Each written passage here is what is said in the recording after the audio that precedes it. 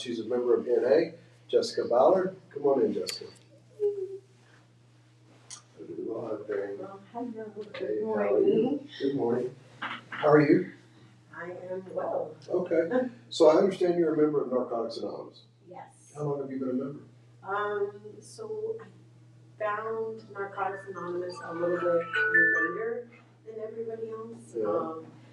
I went after I was 2 years sober already, and I was like, you know what, this is a big deal. So I want to go to a meeting, and I did, and I got my first trip at 2 years. So I've been going for 3 years because I'm 5 years clean and sober. All right. Congratulations.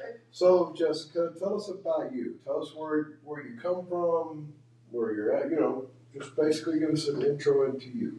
Okay, let's see. So where I've come from, what I have been delivered from is sexual abuse, Okay. physical abuse, Okay. mental abuse, Okay. jails, just basically everything but prison. Okay. And I have to share this because it's something that I read my Bible every day. Okay. The way that I got saved was from drugs and alcohol, was from my father. Okay. He took the taste right out of my mouth. I told him, this is the last time, this is it, I promise, I swear, just help me. And he did. And he saw me at where I couldn't turn to anybody else but him. And he saved me. So I read my Bible every day, and while I was in jail, I started developing. I found Jesus in jail. That's what they always say. I found Jesus in jail, but it's true though. It's true. Oh yes. I actually really did find Jesus in jail, and I was just 2 years ago. I had my past come back and haunt me. They were telling me that the drugs that were found in the car, they were going to try and give me that charge, and it was a lot of drugs that were found in the car at the time. I had not been saved yet, and I was looking at 10 years in prison. Okay. And through my readings every single day, through having a very strong supporter, my Bible kept telling me, I'm going to do this. I'm going to burst those bonds. I'm going to break that yoke off of your neck. I'm going to do all these things. And I found out just earlier this year that I am now on probation. So instead of getting 10 years in prison, I get probation. Okay. And I think that has everything to do with God, Mm-hmm. everything to do with me going to meetings without being told that I had to go to meetings. Right. Me wanting to strengthen for meetings, I call it my toolbox. Like I just find more tools to put into my toolbox so that I can get through those difficult situations or whatever the case may happen to be. Where my faith, I'm struggling because I'm human. I have my moments and my doubts and my worries and my anxieties, and everything just starts to pile up a little bit to where I can still stay centered. And that's why I go to my meetings so that I can have that little bit more of, okay, so this person is doing this way, so I'll take that little bit and take that little bit, and you know what I mean? And so now I have this amazing toolbox, the kind that stands up with all the little drawers in it, okay, and a locking key so that nobody can come in and break what I have built. Cool. So. Excellent. So, backtrack a couple questions, just out of curiosity questions. Sure. So you were talking about the abuses and stuff that led you to where you were. Did those happen young in life, midlife, or midlife? So 20s, my 20s and my 30s, I was ripping and running. I've been doing drugs since I was 17. Right. I started off with weed. It is the gateway drug. It is the gateway drug. Weed is a lot of things, actually. The gateway drug is it. I didn't believe what I was reading, and that actually piqued my curiosity to try something else, to try something different, to see what this is about. And I ended up getting swept up pretty good with 20 years of abusing drugs and drinking alcohol and just being a hot mess. But I had my parents who just kept supporting me, just kept, like, they weren't enabling me, but at the same time, they're like, you need to get it together, you need to get it together. And they were the only ones that I would hear even a little bit from, you know? So I'm very grateful. So I'm one of those, well, I've had God in my life pretty much my entire life. I think a lot of people do, they just don't know it, right? God was with me, but I wasn't with God, you know, those kind of things. But in jail, I think I made that connection again, you know, same as you. But what I find, even when I got out of jail, was the difficulty to believe that He would save me. Yes. Now, the thing about the second step, which I changed the word could to would, it says that we believe that He could. Well, I changed that word. Even when they read it in meetings, I did not hear could, I heard would. And I'm like, you never have before, why would you now? You know, and so but what I found was that I had to trust myself to make the right decision and let go and let God, you know. And, so hard. And, so hard. Like, anybody listening, that is so hard. Well, it's a daily thing. I mean, if we don't stay on top of ourselves every single day, I know what I'll do. You know, I will get into self-will. And Todd's will is not really the best place for me. You know, God's will is. And as long as I stay there, it's amazing. I tell people new in recovery that if you can do the third step, which is turn your will over to God and let Him run the show, you would be amazed at what happens. You know, just like, so when I hear you tell your story, tell me if you agree with this statement. Okay, good. I think God put you in jail on purpose so you'd have time to connect with Him. So I call it my timeout. Yeah. And yes, because the last 2 times that I did end up in jail was, I'm sitting you down. Like, are you listening? Do you hear me now? Nope, you haven't heard me yet? Okay, you will. Okay, you will. And He waited for me. You know what I mean? Like, He waited for me to get to that rough place, that only you can place. Like, I can't turn to my left, I can't turn to my right, I can't trust in anybody else because I had already, because of my addiction, I had already driven everybody else away. You know what I mean? Like, I've already pushed everybody else that cared, that mattered. I lied, I stole. I mean, I did all these things. So who was going to believe me when I say that I'm finally done? That I really, truly mean that I am done? Only Him. Only Him. That's it. So one of the things that I feel strongly about is that I believe that every single day of our lives is like God puts us in school. And I think we have to experience seriously, I think we have to experience every single thing, every single day to bring us to where we are right now, Yes. right? And so He knows when it's going to happen. We don't know when it's going to happen. I mean, my aha moment came in a weird time, weird place. It wasn't like the burning bush. It was kind of awesome, but it wasn't. But I came to understand that, because you think, oh, poor me, right? Why did I have to go through all that? Well, now I know why. Mm-hmm. Because it's for what I do today. Yes. Because without my story, without my faith, I'm nothing, right? So my past, which used to be unredeemable to me, I didn't think I would ever look at my past and say, oh, I'm proud. But I'm proud that God put me through those things because it allows me to do what I do today. And it's amazing. And I think that that's one of the hardest things for people to understand. Because they're like, why did God do this to me? Or why did God do that to me? It's because He has a higher purpose. It's because He has a plan. And that's something as addicts and alcoholics, very hard for us to understand. Very hard for us to internalize. Like, I think it's hard for any human to internalize that. But how do you feel about that statement, that every day of your life has been intentional on His part? Yes, absolutely. Because just this past, it's almost been a year where I'm working, and the way that I got brought on was nothing but God. Okay, right. And seeing where I'm at right now and believing that I can help somebody else out every day just by saying a little snippet of my story or my past that I relate to them with. And I tell these people constantly that I don't want somebody that's just book smart. You know what I mean? That's to help me out. Because you can't understand where I'm coming from. You haven't been down there. You haven't done what I've done. You haven't been in that difficult situation to make those other decisions before. I have.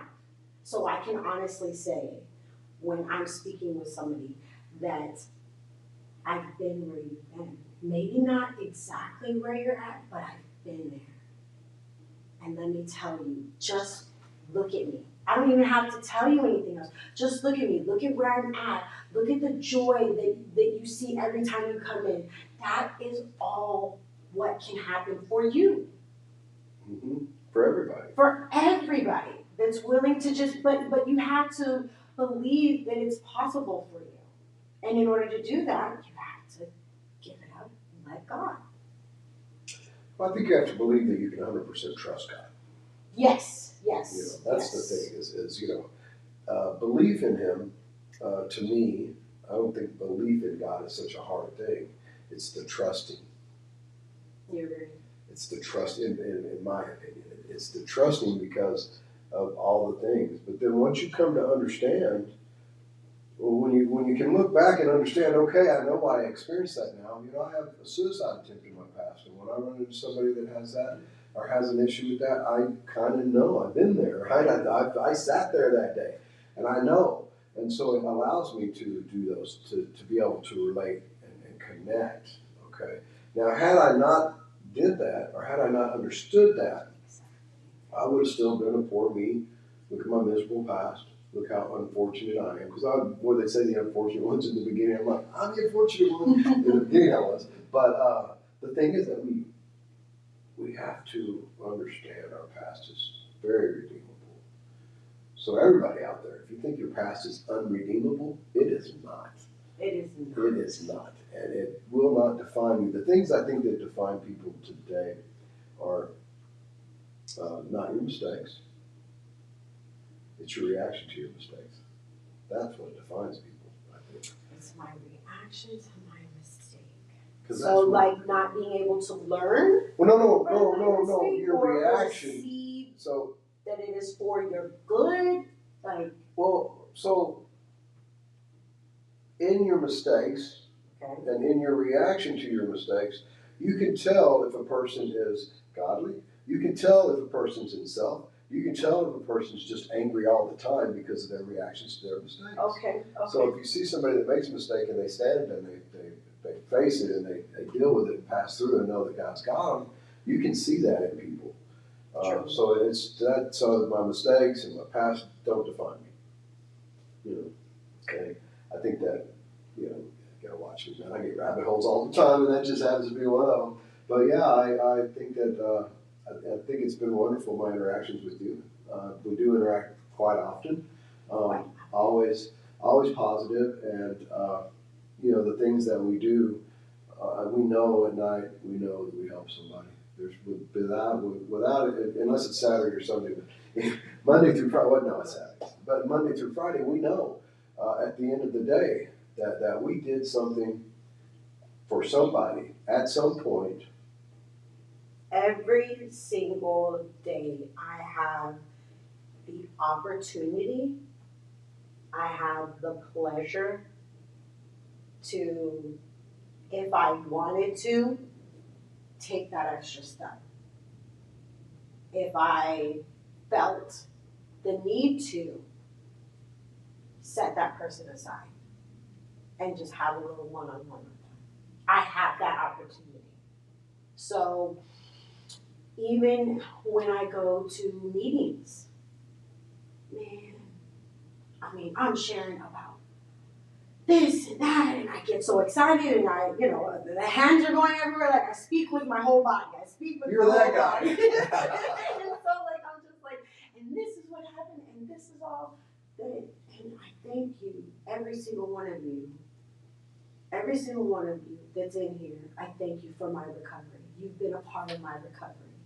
You know what I mean? Even if it's the newcomer, you have been a part of my recovery because you had not the guts, but you were able to speak where you're at, which is difficult. I mean, having a place where you can speak about where you're at and not get judged, not be looked, frowned upon, not be ashamed of.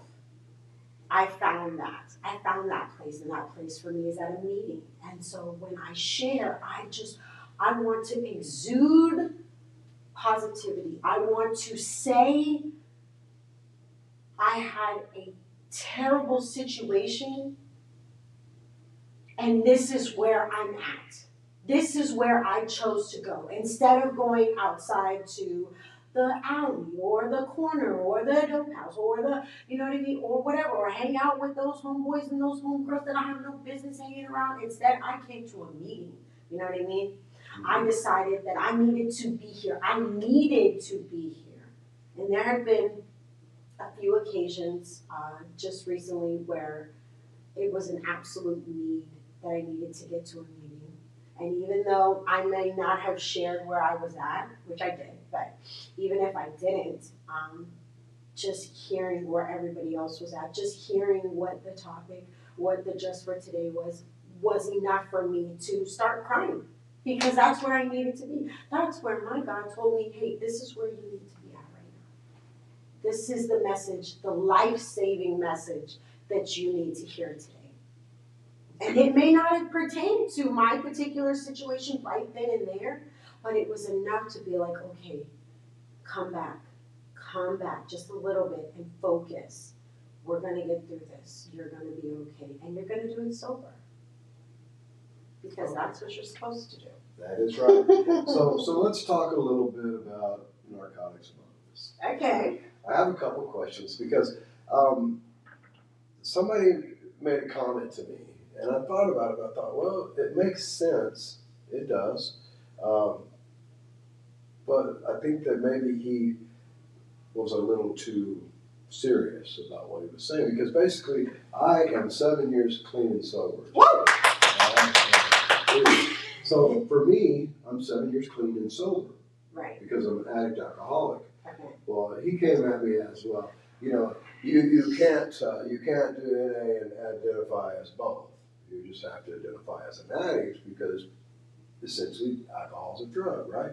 And that made me think, well, okay, so maybe I just should say I'm 7 years clean, and I thought, oh, that doesn't sound right because I'm 7 years clean and sober, And so, what do you think about that statement right there? Do you think that alcohol is a drug, so everybody should just say they're an addict, or do you think that everybody should?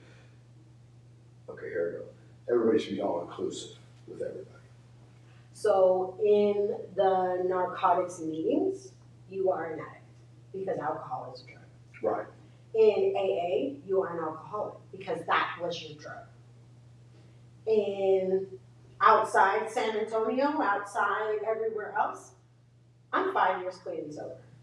Okay. Period. Like that, you know what I mean? There's a time and a place for everything. How I decide to look at it is I'm 5 years clean and sober.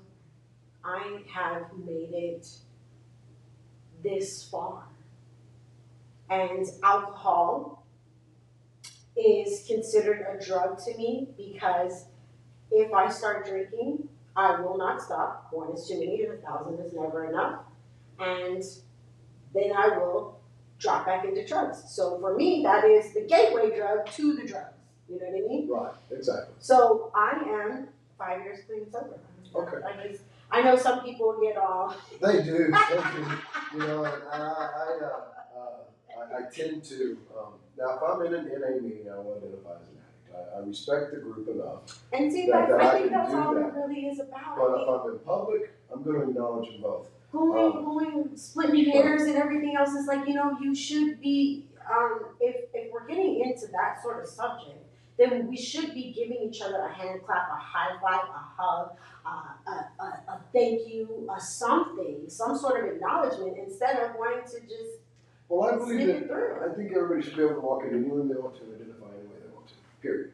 Okay. Because, well, so, Well, for in my meetings, they stick out like a sore thumb. You I can know. tell the ones No, that go to, because they're like, my name is such and such, and I'm an alcoholic drug. It's like, wait, what? You're in the wrong meeting. no. Well, so in my opinion, they're not. Okay, I get what you're saying. I get You're right. I get a meeting, you know, and maybe it's not the right meeting, but maybe God put you there for a reason. Maybe there's something, because I think if anytime you go to a meeting, you're gonna get something out. You get some negativity from somebody. There's gonna be somebody in there that's gonna say something, nope, I don't want to take that with me. And then there's gonna be somebody that says something, you say, yep, I'm gonna take that with me. Never been, I've been to a lot of meetings, and I've never been to a meeting that I didn't hear something that was, you know, that made me just think. And so, yeah, but it's funny because in an AA meeting, I'm not afraid to talk about drugs. You know, I am not afraid to talk, well, because there are some old timers that really kind of get a little bit put back by that. But I think, and I don't mean this in a derogatory way, but I truly believe that the modern, which I'm very young, so I'm still modern, but I think the modern alcoholic, because you think about it, Bill Wilson was a drug addict, just like he was an alcoholic. He had to stint with drugs because, you know, when you can't get the alcohol, what you gonna do? Same thing with drugs. When you can't get the drugs, what you gonna do? Okay, You know, okay. and so That's very true. Yeah. Oh my goodness, So, that's very true. you know, when people in AA say, well, wait a minute, do you even know what our founder did? You know, he got hooked on some very heavy drugs during his addiction. So he was truly what I call an addict. An addict. Period. Doesn't matter what it was or how much it was, that's what I was gonna do. That's a true addict. Exactly. Yes. Because I know that I had my times with both. You know, but Separate times and then together times. But for 40 some odd years, I never had a time without something. That part. Yeah. And you were in addiction for 47 years? Well, yeah, you know, but we're not here talking about me, we're talking about you. Wait, let's backtrack real quick. You were really in addiction for 47 years? But not 47. Let's see. It was 43. Well, I started drinking very, very young because my father made his own beer in the basement, and I discovered that. But my childhood was a little different, and so I started drinking very young. But I knew, well, by 12 I was doing drugs. I was drinking at 9. And by about 10 years old, I realized that alcohol was an escape. It made me feel some sort of way. So I don't think I started out an addict alcoholic, although they say you have a gene, and I'm not denying that at all because it's in my history, right? So I'm not denying that a bit, but I also have family members that aren't. Yes. So I say that yes, I believe that environment sometimes does affect those things. I have definitely made myself an addict alcoholic, and I am not so bold to stand up today and say, "Hey, I'm good. I got this." Like, I don't need nothing else for the rest of my life. I'm so good. But I'm having so much fun. Why would I stop? And Recovery is amazing. For one, and then for two, it's about clarity. That I have some, right? Well, I didn't that have there's no longer this fog. Right. That I can actually see the sun and enjoy it. Internalize it. Internalize it, yes. Yes. And then exude it out to others. That's my job. I think that's my whole job in life is to just exude positivity to other people. So another thing I used to do in meetings and stuff, when we would hold hands and do the prayer, I always like blessings in, blessings out, blessings in, and just let them flow through me like that. And it was like I purposely increased what I tried to do in my mind while I'm saying the prayer is, okay, God, let's take the blessing I'm getting here and let's increase it and put it there. And I do that. That's every beautiful. meeting I do, or any time I pray in a public setting, it's always blessings in, blessings out. I know this. That's what I do, you know. And I don't know what that does. I don't know. And I don't hold hands like, guess what? I took a blessing from you and I gave you too. Guess what? Yeah. I don't do that. But I mean, yeah, it's weird when we let ourselves go. The old me, no, not the old me. The old me would not give. Well, now, okay, if this one had something I want, and this one needed some of what he had, I would be the intermediary, you might say. But this guy might be out of luck, you know. Because I might just catch what he wants and give it to myself. Exactly. So I mean, but those days are done. Yeah, I think it's clarity. I think that today, it's just like they say that you'll learn how to handle situations that used to baffle us. That's clarity. That's strictly clarity because we understand. I understand. Now, there's things that could happen that I won't understand, but that's okay. That is okay. Like, I'm okay with not being able to quite grasp a situation because I know in due time. But before, it's like, no, I need to know, and then I freak myself out. Like, I go into the straight tizzies in days of tizzies. Like, I don't miss that. I don't miss the ups and the downs and the ups and the downs. And then sleep for 3 days, and then the ups and the downs. I don't miss that. Like, you can't. It's not ever happening again. No. Well, you know, the thing is, we can't say never because we never know what might happen in life, right? But I believe it'll never happen in my life. Yes, I believe it'll never happen in my life because of the fact that I think that the clarity that I have is what I've always wanted. I think the clarity that I have in the relationship that I have with God, I didn't know the relationship with God was what I was looking for. But all my use, all my drugs, all my alcohol, I just wanted to be a part of and understand. And so now that I have clarity, it's like, this is it. This is the ultimate high that I've always been wanting and looking for my entire life. Why would I do anything to mess that up? I am so glad that you said that because I was consistently chasing a feeling, chasing that feeling, that first high, man. And so then I spent years chasing that first high, and then drugs were no longer fun, and I had this depression, I had this anxiety, I had all these mental health issues, and now, not only am I in my clarity moment, but I mean, I sleep better, I eat too much, like, I am the happiest that I've ever been. Like, so when I was humbled so low that I had nowhere to go, literally, I was in jail, I had nowhere to go, I was just asking for him to help me, right? But I wasn't specific in what because I didn't know where to start. And he gave me that purpose, that drive. That we're going to start here. We're going to do this. I never thought in a million years I would be where I'm at right now. Of course. Never, ever, never could I ever have even thought to ask for where I'm at right now. Or where I'm literally at right now. Like, I never would have thought that I would be given these opportunities that I've been given. Or that I would have the strength to continue with what has been given to me. And that's what I pray for the most is strength. Strength to continue, the wisdom to be able to handle what's been given to me. Strength and courage so that I can speak up when I need to. Because sometimes when you're speaking with somebody and you can tell that they're down and out, you want to be able to help them out in some way, shape, or form, right?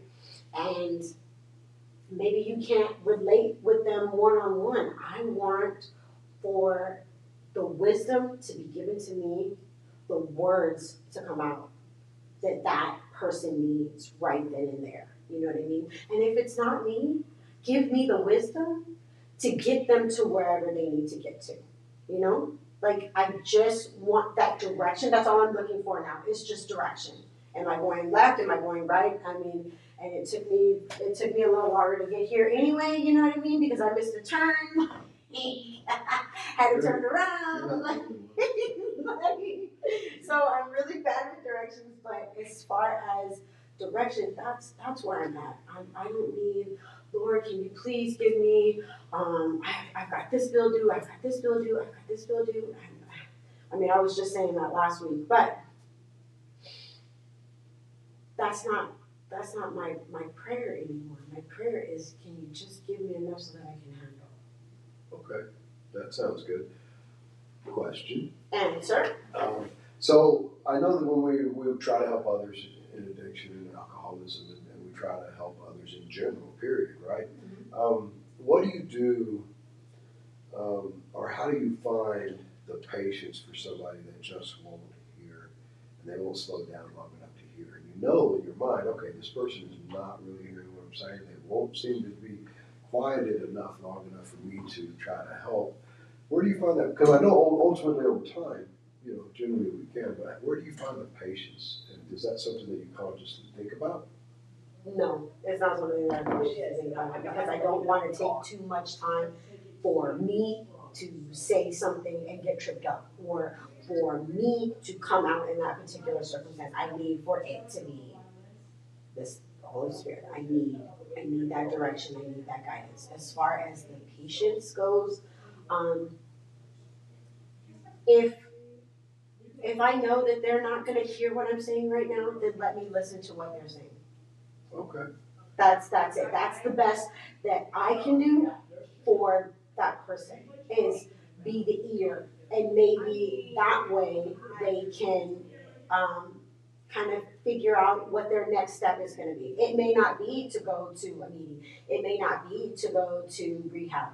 It may just be right now. I have 1,000 things that I'm juggling, and I just need an ear to hear. So I will be that ear to hear. Okay. Cool. I like that.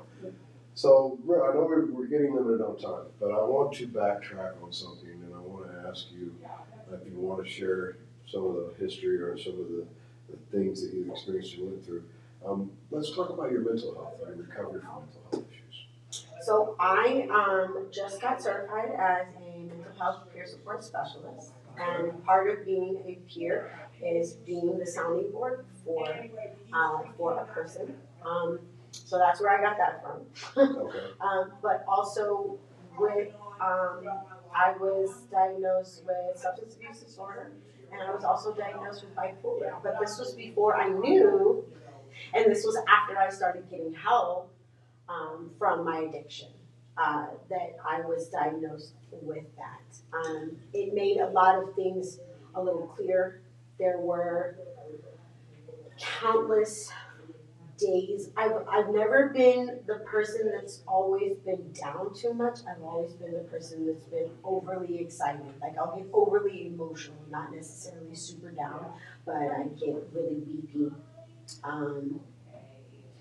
I would be, I was the one that cried at the ASPCA, in the arms of the angel. Right. That was me. Like that would bring me to tears all the time.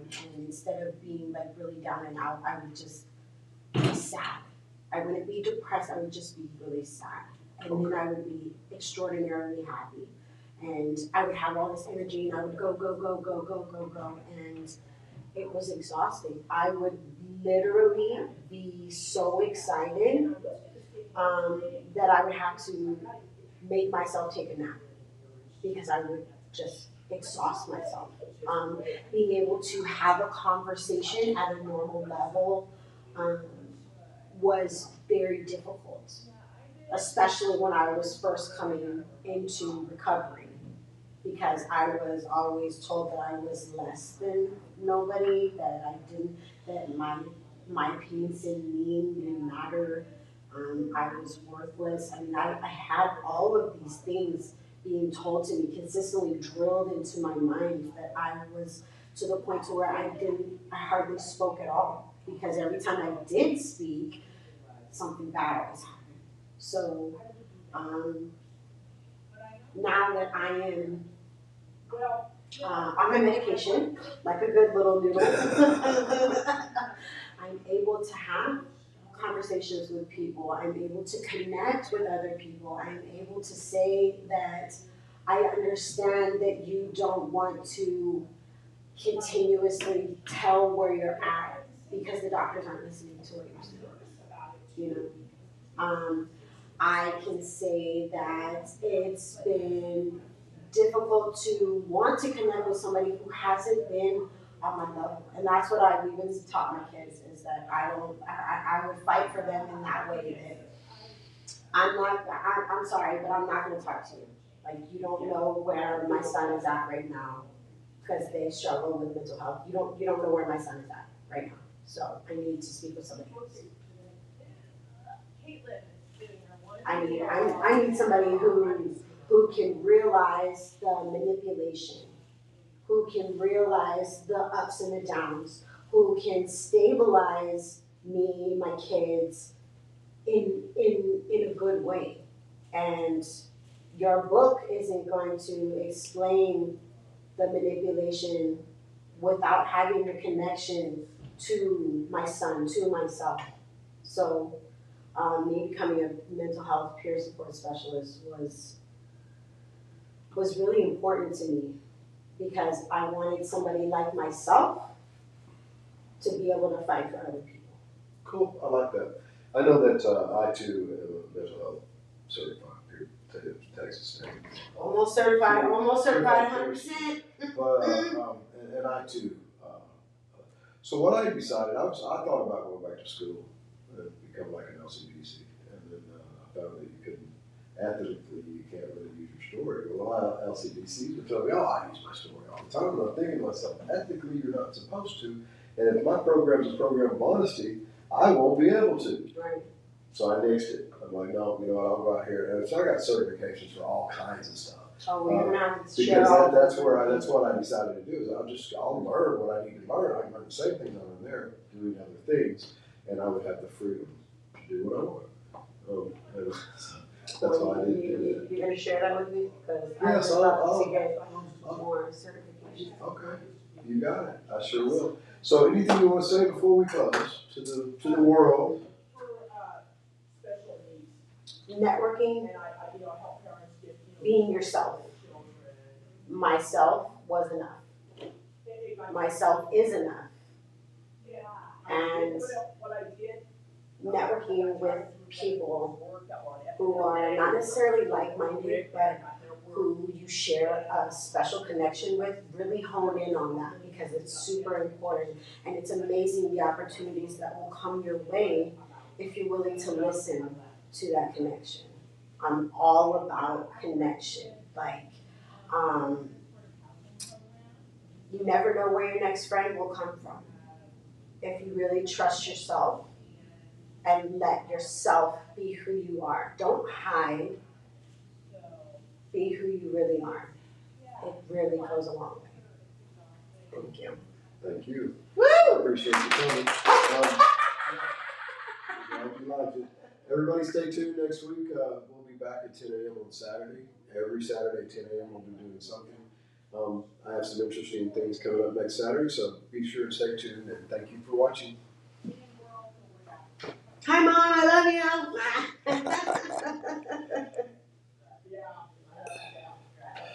Okay, now we got to wonder if it worked or not.